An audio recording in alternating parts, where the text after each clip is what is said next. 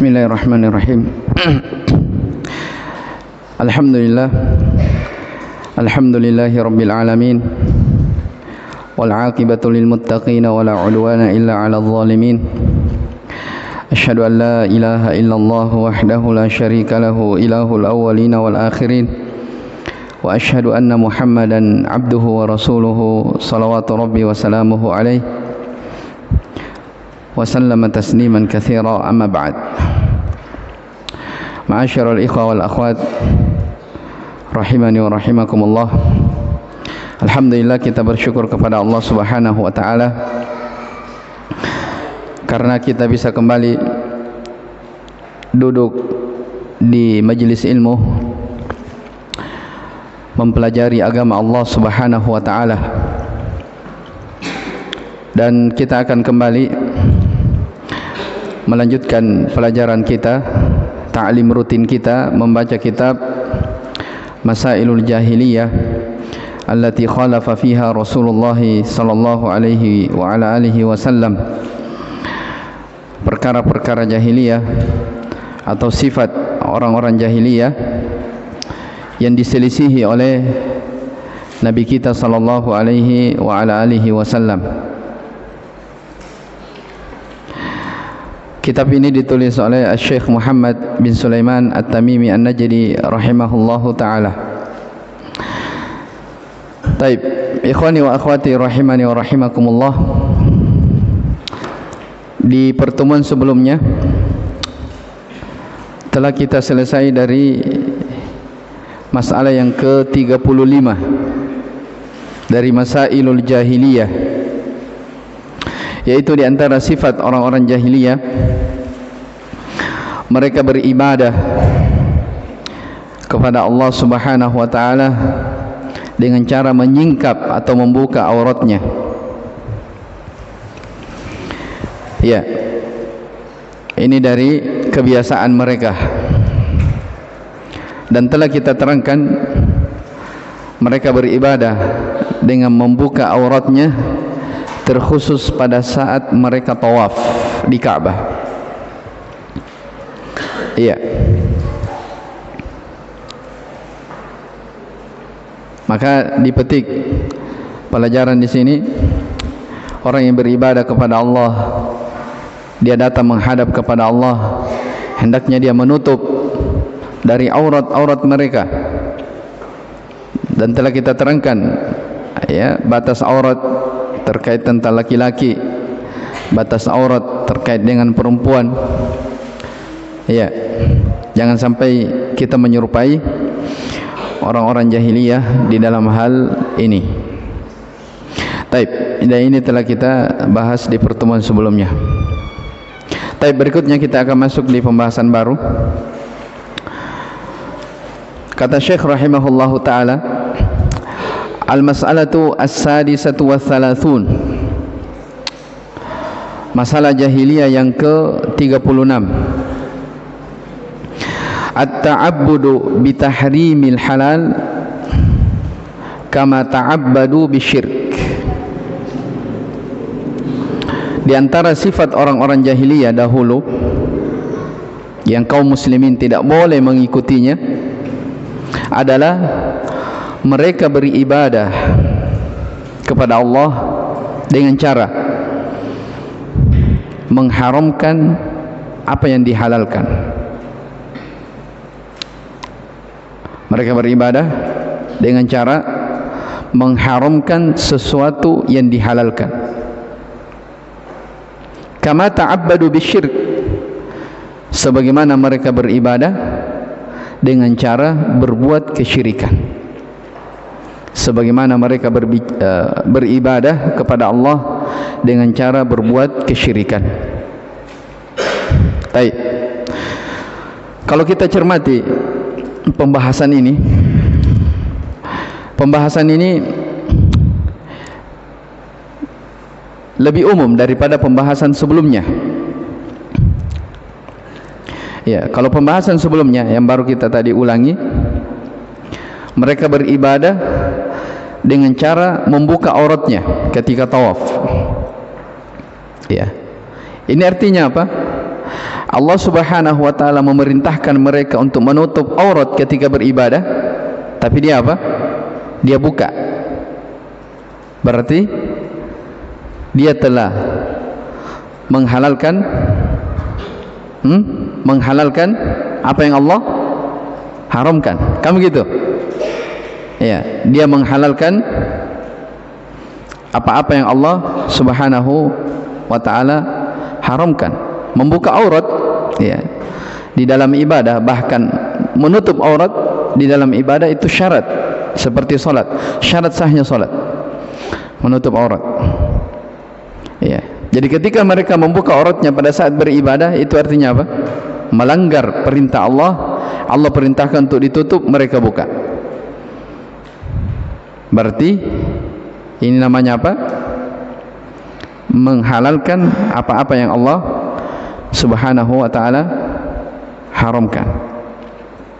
Taib. Kalau ini perhatikan, mereka beribadah kepada Allah lebih umum. Beribadah kepada Allah dengan cara tahrim, mengharamkan sesuatu yang Allah halalkan.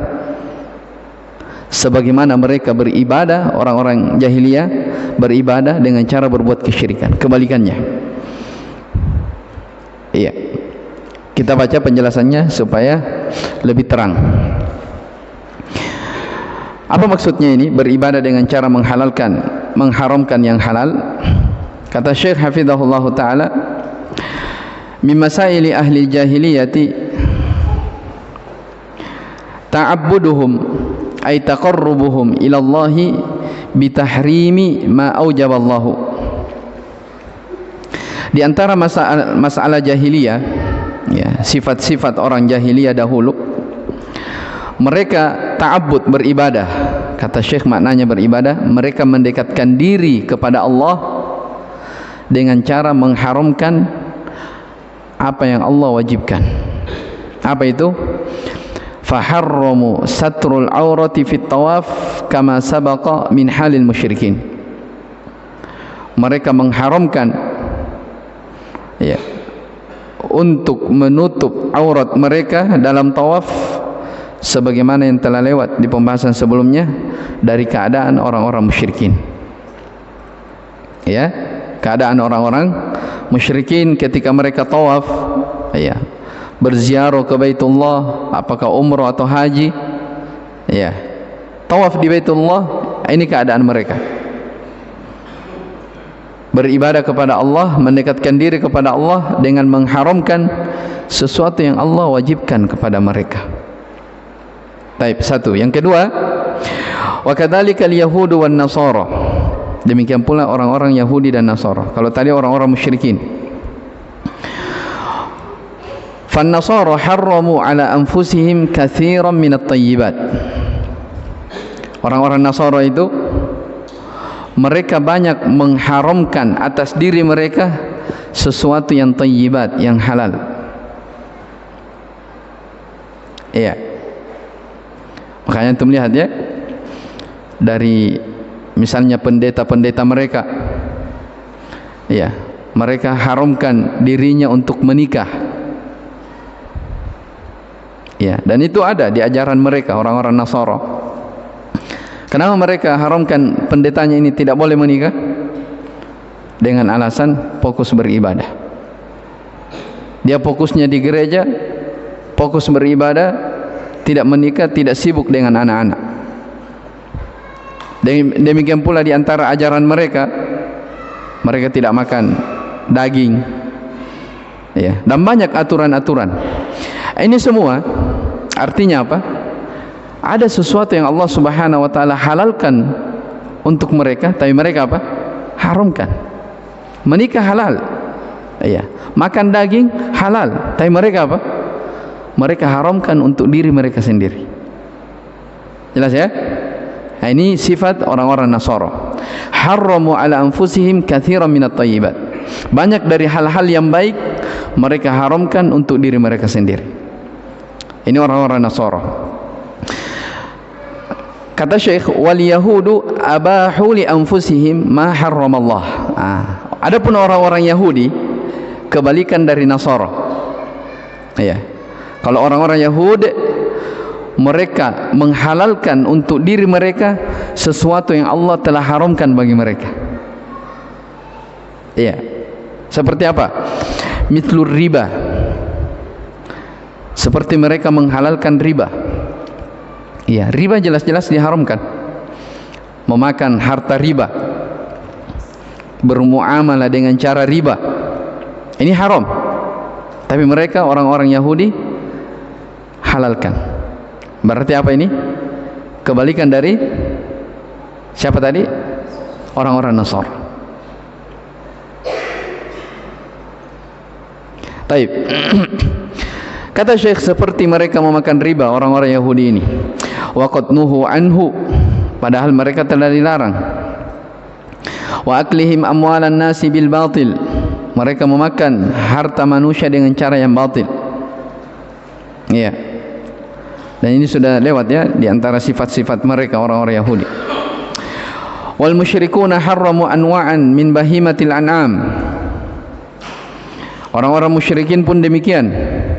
Mereka mengharamkan ya jenis-jenis dari hewan-hewan ternak.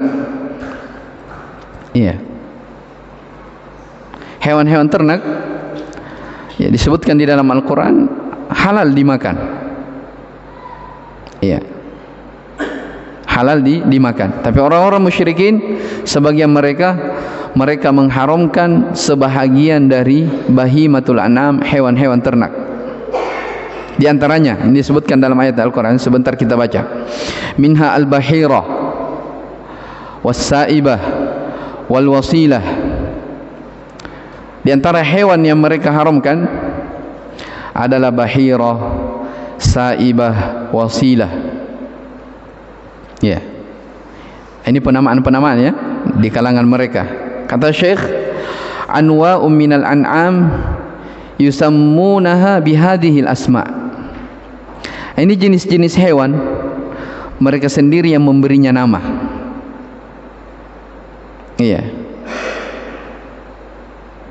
Wa yuharrimunaha, mereka mengharamkan hewan-hewan tersebut yang asalnya halal, mereka haramkan lil asnam, demi berhala-berhala mereka. Iya. Jadi ini semua orang-orang musyrikin Yahudi dan Nasara masuk dalam kategori orang-orang jahiliyah. Bagaimana sifat orang-orang jahiliyah yang kita dilarang untuk mengikutinya? Mereka beribadah kepada Allah dengan cara menghalalkan yang halal, mengharamkan yang haram. Jelas ya? Itu kesimpulan dari apa yang telah kita baca. Mereka beribadah kepada Allah dengan menghalalkan yang haram dan mengharamkan yang halal. Taib. Adapun yang disebutkan oleh Syekh di sini, bahirah, sa'ibah dan wasilah, ya ini disebutkan ya dalam ayat Al-Qur'an. Allah Subhanahu wa taala berfirman, "Ma ja'alallahu min bahiratin wala sa'ibatin wala wasilatin wala hamim walakinnal ladzina kafaru yaftaruna 'ala Allahil kadhiba wa hum ya'lamun." Kata Allah, Allah tidak pernah mensyariatkan kepada mereka tentang adanya bahirah. Ya, disebutkan oleh para ulama ahli tafsir, ya, bahirah ini, bahirah, sa'ibah, wasilah, ini semua jenis-jenis onta ya di kalangan mereka. Dan mereka sebutkan ya, seperti misalnya bahirah, disebutkan oleh sebagian ulama, bahirah ini adalah onta yang telinganya itu terpotong. Ya, onta yang telinganya terpotong, cacat ya. Ya. Bagi mereka ini tidak halal. Kenapa tidak halal? Demi itu persembahan untuk berhala mereka. Jadi penamaan ini ya, mereka haramkan bagi mereka bahirah, onta, sa'ibah, jenis onta juga, wasilah dan seterusnya, 4 disebutkan. Ini semua jenis-jenis onta yang asalnya halal dimakan. Onta itu halal dimakan ya, sepanjang dia disembelih dengan cara syar'i, halal dimakan. Tapi subhanallah, orang-orang musyrikin ya, terkhusus nama-nama ini disebutkan ini, mereka tidak mau makan. Ya. Ya, salah satu di antara alasannya karena ini semua jenis onta bisa dipersembahkan untuk berhala-berhala mereka. Iya, jelas ya? Berarti ini apa? Ada sesuatu yang Allah halalkan bagi mereka, tapi mereka apa? Mereka haramkan. Taib. Orang-orang Yahudi ada sesuatu yang Allah haramkan untuk mereka, tapi mereka halalkan. Nah, seperti riba. Iya, seperti riba. Taib. Kemudian kata Syekh, wa qad nahallahu al-mu'minina an dzalik. Ya, tentang perbuatan ini semua Allah melarang kaum mukminin dari perbuatan ini semuanya. Turun ayat, ya ayyuhalladzina amanu, wahai orang-orang yang beriman, la tuharrimu thayyibati ma ahallallahu lakum wa la ta'tadu. Janganlah kalian mengharamkan hal-hal yang baik, sesuatu yang Allah telah halalkan untuk kalian, dan jangan kalian melampaui batas. Innallaha la yuhibbul mu'tadin. Sesungguhnya Allah tidak mencintai orang-orang yang melampaui batas. Maka kata Syekh, ciri orang-orang yang beriman itu mereka selalu pertengahan. Ya. Makanya dalam surah Al-Baqarah disebutkan, wa kadzalika ja'alnakum ummatan wasata. Allah berfirman, demikianlah kami jadikan kalian wahai umat Islam sebagai ummatan wasata. Ummatan wasata artinya umat yang selalu pertengahan. Ya, umat yang selalu pertengahan.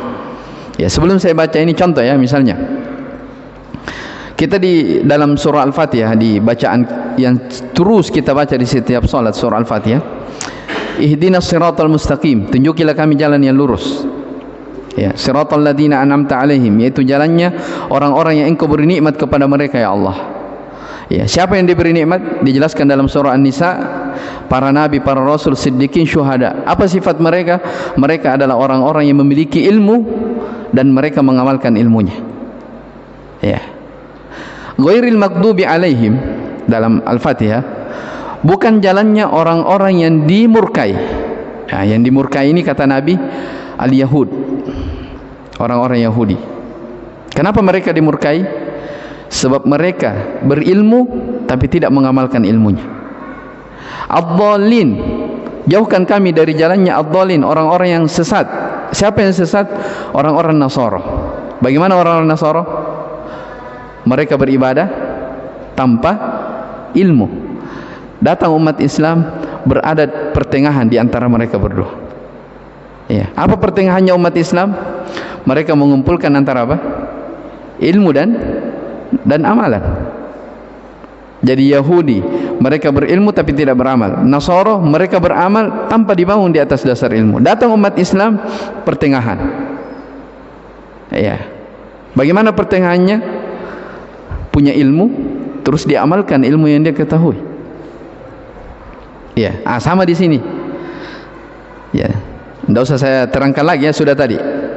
Ada yang menghalalkan sesuatu yang Allah haramkan. Dan yang kedua apa tadi? Mengharamkan apa yang Allah halalkan. Nah, sekarang kata Syekh, fal mu'minu la yatashaddadu fi tahrimi ma ahallallah. Orang-orang yang beriman itu, umat Islam, mereka tidak tasyaddud, mereka tidak keras ya, di dalam mengharamkan apa yang Allah halalkan. Wala yatasahalu wa yastabihul muharramat. Mereka juga bukan orang yang bergampangan di dalam membolehkan sesuatu yang haram. Ya. Bal yakunu mu'tadilan. Bahkan mereka itu orang-orang yang selalu pertengahan. Ya. Itu tadi ayatnya, wa kadzalika ja'alnakum ummatan wasata. Demikianlah kami menjadikan kalian sebagai umat yang pertengahan. Tidak ekstrim, tidak juga terlalu menyepelekan sesuatu. Iya. Maka kata Syekh di sini, hafizahullah, fatahrimul halal wa tahlilul haram min dinil jahiliyah. Maka mengharamkan sesuatu yang halal dan menghalalkan sesuatu yang Allah haramkan, ini termasuk dari agama orang-orang jahiliyah dahulu. Fala yajuzu li ahadin ay yuhallila wa yuharrima illa bidalilin min kitabillahi.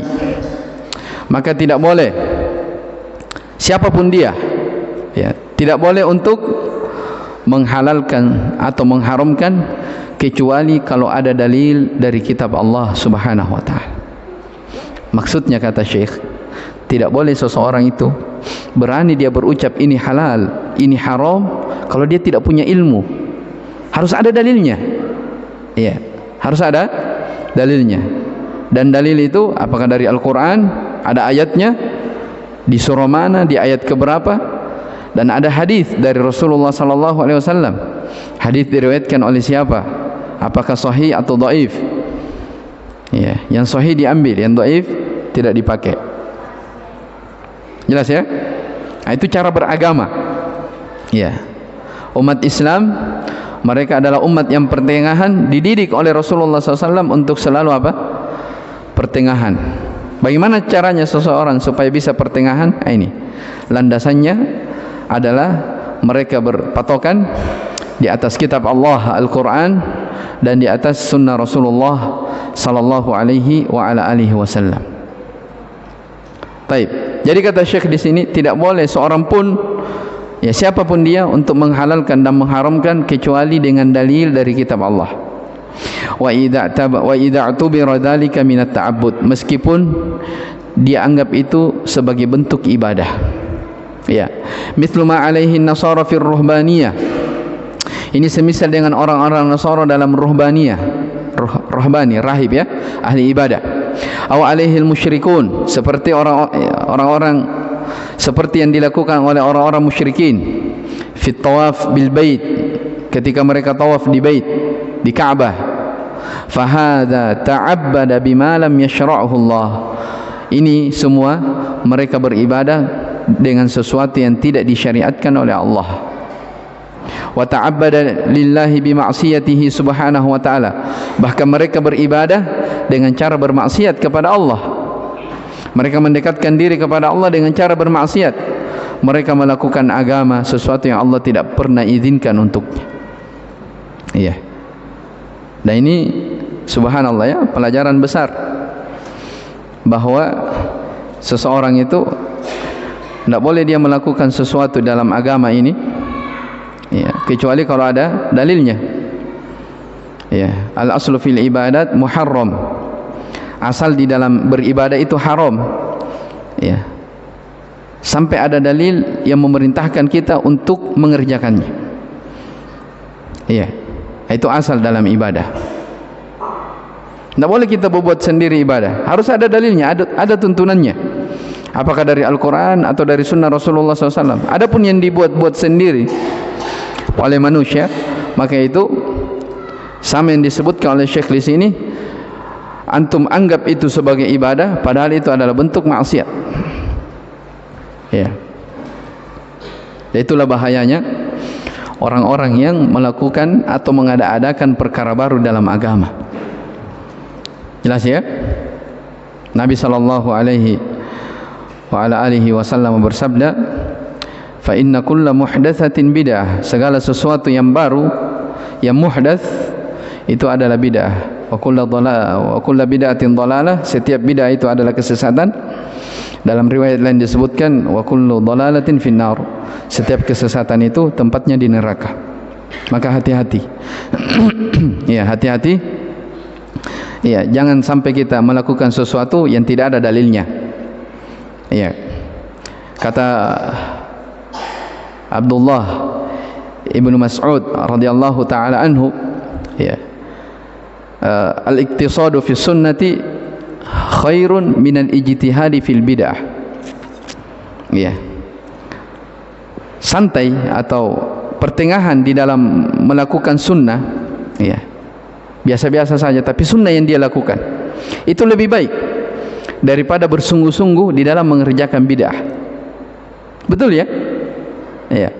Al-iqtisadu fi sunnah, ya, biasa-biasa saja dalam menjalankan sunnah itu jauh lebih baik daripada orang yang serius beribadah tapi ternyata itu yang dia lakukan adalah apa?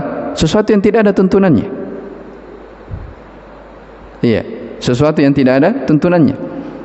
Iya, santai di dalam melakukan ibadah tapi itu ada tuntunannya, lebih baik daripada bersungguh-sungguh rajin tapi itu sesuatu yang tidak ada apa? Tidak ada dalil. Maka seorang mukmin dituntut setiap dia melakukan ibadah, tanya apa dalilnya. Sebab hanya itu yang menjadi apa? Yang dianggap sebagai ibadah. Ya.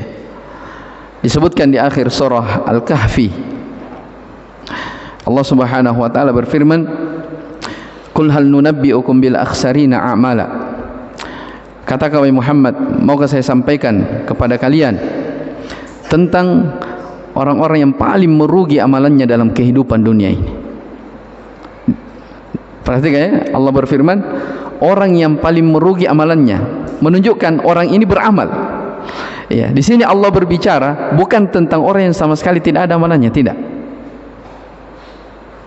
Tapi dikatakan, maukah saya beritahukan kepadamu, mau khabarkan kepadamu tentang orang-orang yang akhsarina amala, paling merugi amalannya. Artinya tidak ada artinya, ditolak amalannya. Siapa mereka? Alladzina dhalla sa'yuhum fil hayatid dunya. Orang-orang yang dalam kehidupan dunia ini mereka tersesat. Wa yahsabuna annahum yuhsinuna sun'a, dan dia menyangka bahwa dialah yang telah terbaik dalam melakukan amalan-amalan. Iya. Ini kasihan ya kalau ada yang seperti itu. Seperti yang kita sebutkan di sini terkait tentang orang-orang Nasara, orang-orang Yahudi dan orang-orang musyrikin. Jelas ini ya? Jadi 3, coba saya ulangi lagi. Tadi orang-orang musyrikin yang tawaf di Ka'bah telanjang, ini apa? Menghalalkan sesuatu yang Allah haramkan. Orang-orang Nasara apa tadi? Mereka tidak mau menikah misalnya, atau melarang dirinya untuk makan daging. Ini berarti apa? Mengharamkan sesuatu yang Allah halalkan. Taib. Yahudi kebalikan dari dua ini. Kalau Yahudi tadi apa? Mereka makan riba, padahal riba Allah haramkan. Berarti menghalalkan apa yang Allah haramkan. Cocok mi? Hah? Yang pertama, taib. Ini 3 kelompok, semua masuk dalam kategori orang-orang jahiliyah sebagaimana yang telah diterangkan. Ya, datang umat Islam, wa kadzalika ja'alnakum ummatan wasata. Allah berfirman, demikian kami jadikan engkau wahai Muhammad sebagai umat yang pertengahan. Ya, ada sesuatu yang Allah halalkan, mereka ikut menghalalkan. Ada yang Allah haramkan, mereka ikut haramkan. Seperti itu. Taib. Kemudian terakhir kata Syekh, fal mas'alatu khatiratun jiddan. Ya, masalah ini sebenarnya masalah yang sangat riskan sekali, masalah yang sangat berbahaya. Ya, ini terkait tentang apa? Beribadah dengan cara mengharamkan yang halal. Kama ta'abbada ahlul jahiliyati bisyirk. Ya, sebagaimana orang-orang jahiliyah beribadah dengan cara melakukan kesyirikan. Wa hadza a'zam, ini dosanya lebih besar. Wa huwa mawjudun qadiman wa haditha. Ternyata perbuatan yang seperti ini itu ada dari dulu sampai sekarang. Ya. Mereka anggap dia beribadah, tapi ternyata itu perbuatan kesyirikan. Nah, seperti dicontohkan di sini, falladzina yatufuna bil kubur. Seperti misalnya orang-orang yang datang di kuburan, tawaf di kubur. Ya. Wa yadbahuna laha, menyembelih untuk kuburan. Wa yanzaruna laha, bernazar at-tinja demi orang-orang yang mati di kuburan.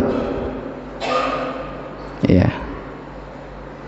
Wa yaqulun, ketika ditanya, itu adalah perbuatan kesyirikan. Tidak boleh menyembelih kecuali untuk Allah Subhanahu wa taala. Tidak boleh kepada penghuni kubur. Tidak boleh tawaf di kuburan. Itu kesyirikan. Apa mereka katakan? Orang-orang yang melakukan ini, hadza taqarrubun ila Allah. Tidak, ini bentuk ibadah kepada Allah. Iya.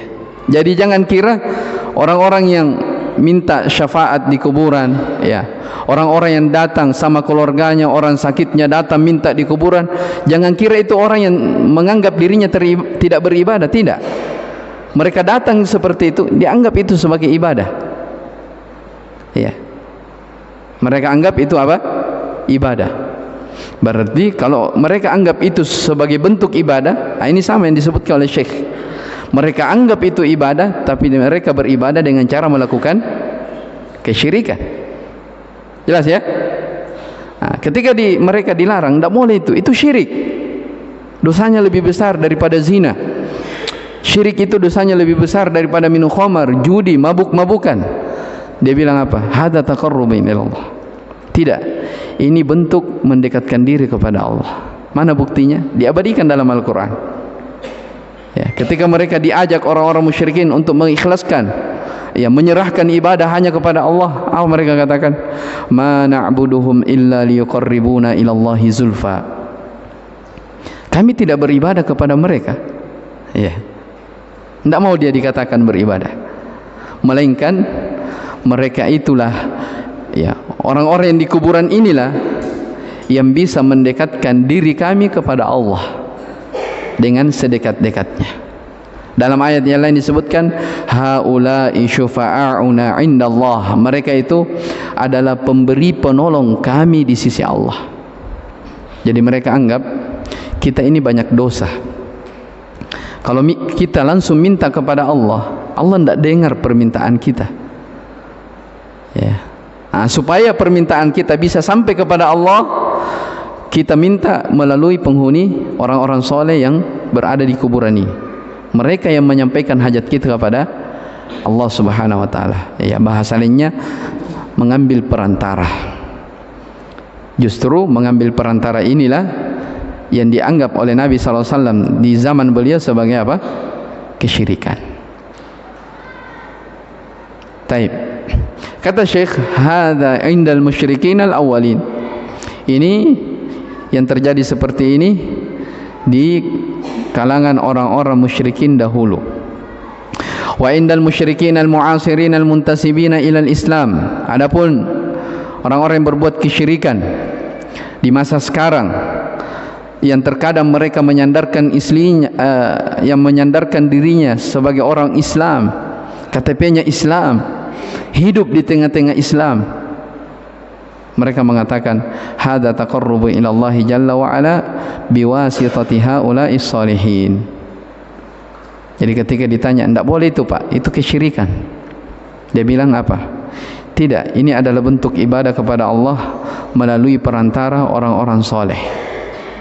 Iya, kami tidak beribadah kepadanya, hanya itu mereka itu adalah pemberi penolong yang akan menolong kami di sisi Allah, yang mendekatkan diri kami kepada Allah dengan sedekat-dekatnya. Iya, jadi ini memang perkara yang sangat berbahaya sekali.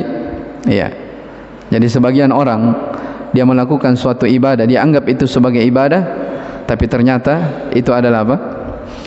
Kesyirikan. Ya, kesyirikan.